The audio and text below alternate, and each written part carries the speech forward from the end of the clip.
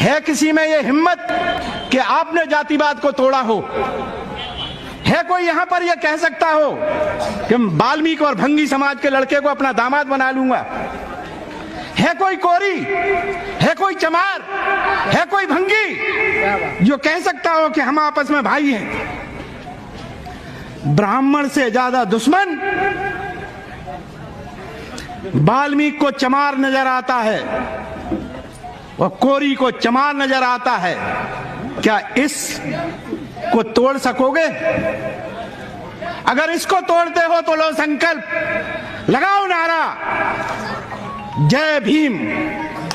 नहीं लगा सकते क्योंकि बेईमान हम खुद हैं। इस देश में घृणा का बाजार किस स्थिति तक है? मैं नहीं कहता कि होली पवित्र थी या होलिका पवित्र थी। मैं मानता हूं, तुमने देखा होगा, तुम्हारे ग्रंथों में लिखा है कि होलिका एक गलत औरत थी। क्या सदियों से आज तक तुम उससे बदला नहीं ले पाए? आज भी नारी होली को जला करके कहती है मैंने अपनी बहन को जला दिया है, बहुत अच्छा पवित्र काम किया है। शर्म आनी चाहिए इस देश की उन नारियों को जो अपनी बहन को जला करके कहती हैं कि मैंने ये पर्व मनाया है। जो विद्वान इस बात को कहते हैं कि रावण बहुत विद्वान था, उस समय का सर्वोच्च विद्वान था, शर्म आनी चाहिए इस देश के लोगों को जो इस बात को कहते हैं कि हमने इतने बड़े विद्वान को जलाकर राम के राज को लाए थे। ठीक यही काम डॉक्टर अंबेडकर और उनकी सोच को जलाकर लोग बाग उसी व्यवस्था को लाना चाहते हैं। विद्वता की इस देश में कभी भी कोई कीमत नहीं रही है। यहाँ चोर, बेईमान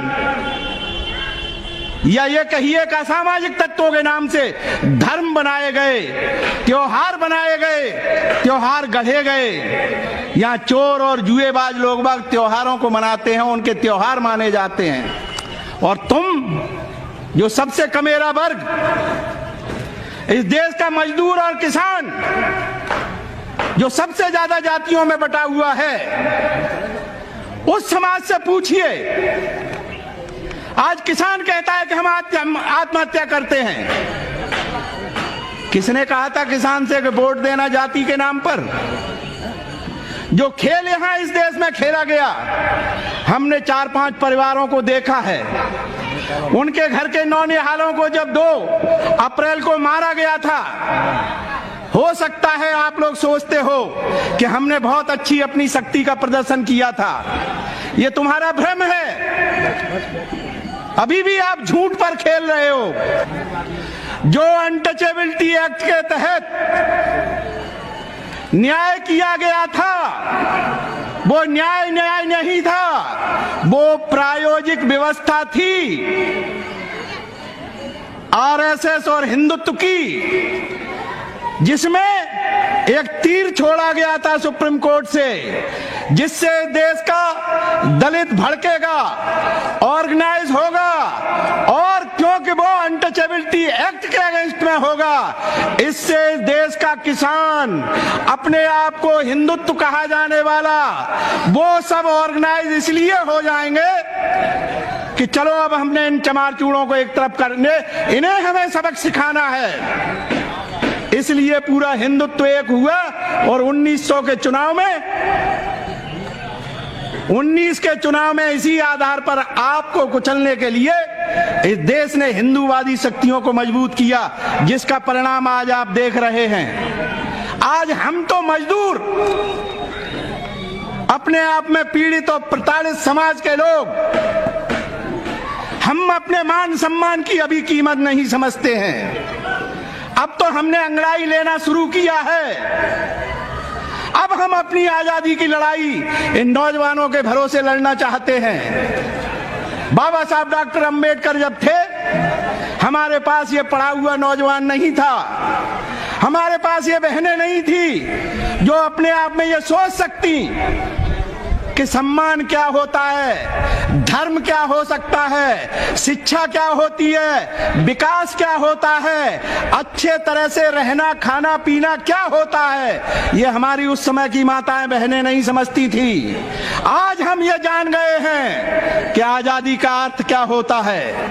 आज हम ये जान गए हैं कि गुलामी किस चीज को कहते हैं। तो अब तो हम ये अंगड़ाई लेकर के अपने संविधान को अपने सीने से लगा के 70 वर्ष तक जो जुर्म, अत्याचार और अपमान हम अकेले दलितों ने भुगता है, आज उस संविधान को लेकर सीने से लगाकर आज जो लोग कस्में खा रहे हैं भारत के संविधान की, आज जो पढ़ा लिखा वर्ग जिसमें ब्राह्मण भी है, क्षत्रिय भी है, वैश्य भी है, लेकिन वो संख्या में कम है, आज वो तैयार है कि अगर इस देश को देश रहना है, इस देश को भारतवर्ष रहना है, इस देश को आजाद रहना है, अगर इसमें आजादी से सांस लेनी है तो भारत के इस संविधान को जिंदा रखना बहुत जरूरी है।